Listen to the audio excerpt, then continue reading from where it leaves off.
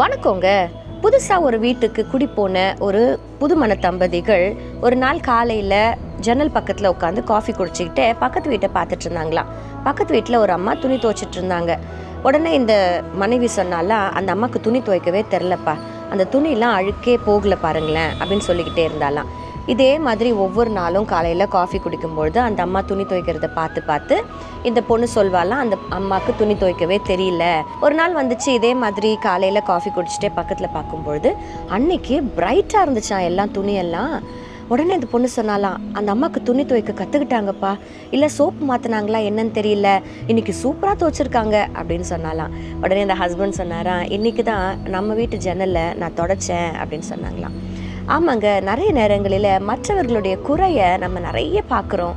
Sometimes குறைகள் நம்மக்கிட்ட இருக்கிறத நம்ம உணர்கிறது இல்லை.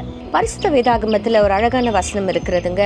நீ உன் கண்ணில் இருக்கிற உத்திரத்தை உணராமல் உன் சகோதரன் கண்ணில் இருக்கிற துரும்பை பார்க்கிறது என்ன? இன்றைக்கு இன்னொருத்தரை நம்ம விரல் நீட்டும் பொழுது 3 விரல்கள் நம்மை நோக்கி இருப்பதை நம்ம ஒரு நாளும் மறந்துடக்கூடாது. நம்ம கிட்ட இருக்கிற குறைகளை முதல்ல சீர் செய்து விட்டு அதற்கப்புறமா இன்னொருத்தரை பற்றி பேசுறத நம்ம பார்க்கலாங்க. Have a nice day. God bless you.